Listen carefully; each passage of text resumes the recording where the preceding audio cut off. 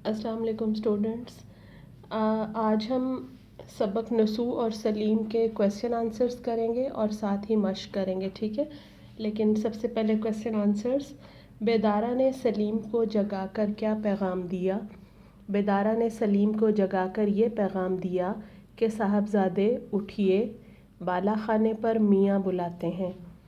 सवाल नंबर 2, सलीम की माँ ने सलीम के साथ नसू के पास जाने से क्यों इनकार किया? सलीम की माँ ने सलीम के साथ नसू के पास जाने से इसलिए इनकार किया क्योंकि उसकी गोद में छोटी लड़की सो रही थी। सवाल नंबर 3, सलीम अपने भाई के साथ मदरसे क्यों नहीं जाता था? सलीम अपने भाई के साथ मदरसे इसलिए नहीं जाता था क्योंकि उसके भाई के इम्तिहान हो रहे थे और वो पढ़ाई की गरज से सुबह सवेरे ही अपने किसी दोस्त के यहाँ चला जाता था और वहीं से मदरसे पहुँच जाता था। सवाल नंबर 4, सलीम ने 4 लड़कों की क्या खूबियाँ बयान की? सलीम ने 4 लड़कों की ये खूबियाँ बयान की कि ये नहायत शरीफ और पढ़ाई में बहुत अच्छे हैं। ये न कभी लड़ते झगड़ते हैं, ना गाली बकते, ना कसम खाते और ना झूठ बोलते हैं और ना ही किसी को छेड़ते या आवाज़ा कसते हैं। सवाल नंबर 5, हज़रत भी कौन थीं और उन्होंने सलीम को क्या नसीहत की? हज़रत भी इन चारों भाइयों की नानी अम्मा थीं। उन्होंने सलीम को नसीहत की कि बेटा बुरा मत मानना, ये भले मानसों का दस्तूर है कि अपने से जो बड़ा होता है उसे सलाम कर लिया करते हैं। ये आपके मुख्तसर सवालात जो थे उनके जवाबात हो गए। उसके बाद सवाल नंबर 2 है कि मंदरजा झैल मुहावरात के मायने लिखें और उन्हें जुमलों में इस्तेमाल करें। चूँकि जुमले हम इस स्टेज पे आके 8th क्लास में जुमले नहीं बनाते, इस वजह से मायने मैं आपको बता देती हूँ। जी लगना, दिल चाहना, कानों कान ख़बर ना होना, बिल्कुल ख़बर ना होना, आवाज़ा कसना, तंज करना, ज़मीन में गड़ जाना, शर्मिंदा होना, दिल खट्टा होना, दिल बुरा होना या नफ़रत होना। सवाल नंबर 3 है, इस सबक का ख़ुलासा लिखिए। ख़ुलासा अभी नेक्स्ट जब आएगा आपके इसमें लेक्चर्स में तब आप वो याद करेंगे, ठीक है। और उसके बाद है सवाल नंबर 4, मंदरजा झैल अल्फाज की जमा लिखें। ख़बर, अखबार, किताब, कुतुब, मदरसा, मदारिस, इम्तिहान, इम्तिहानात, मुश्किल, मुश्किलात। सवाल नंबर 5 है, मंदरजा झैल अल्फाज का तलफ़्फ़ुज़ एराब की मदद से वाज़ेह करें।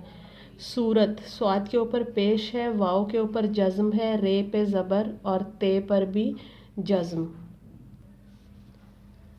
उसके बाद है ताज्जुब, ते के ऊपर ज़बर है, ऐन के ऊपर भी ज़बर है, जीम के ऊपर शद है और पेश है और बे पर जज़्म है। उसके बाद है मस्जिद, मीम के ऊपर ज़बर, सीन पे जज़्म, जीम के नीचे ज़ेर और दाल के ऊपर जज़्म। उम्र दराज, ऐन के ऊपर पेश, मीम पे जज़्म और रे के ऊपर जज़्म। दराज, दाल के ऊपर ज़बर, रे पर भी ज़बर और ज़े के ऊपर जज़्म।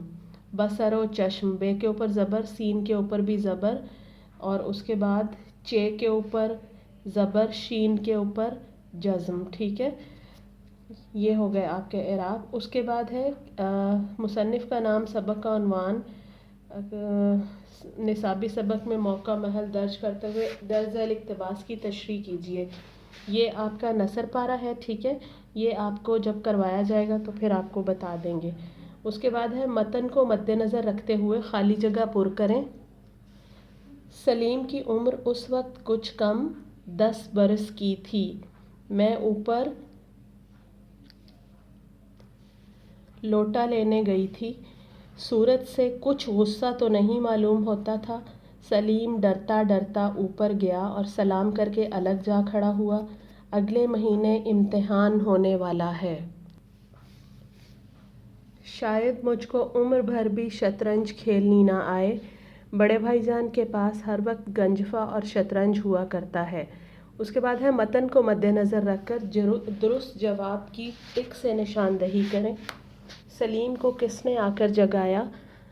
नसू ने, बेदारा ने, माँ ने या हज़रत बी ने? तो राइट ऑप्शन है बेदारा ने। मियाँ अकेले बैठे हुए क्या कर रहे थे? शतरंज खेल रहे थे, खाना खा रहे थे, किताब पढ़ रहे थे या लिख रहे थे? تو رائٹ آپشن ہے کتاب پڑھ رہے تھے۔ ماں کی گود میں کون سویا ہوا تھا؟ بلی، سلیم، لڑکی یا بیدارا؟ تو رائٹ آپشن ہے لڑکی۔ سلیم ڈرتا ڈرتا کہاں گیا؟ مدرسے، بازار، مسجد یا اوپر؟ تو رائٹ آپشن ہے اوپر۔ اکثر کون گھبرایا کرتا ہے؟ مبتدی، چور، جھوٹا یا نالائق؟ تو رائٹ آپشن ہے مبتدی۔ اس کے بعد ہے کھیل کے پیچھے کون دیوانہ بنا رہتا تھا؟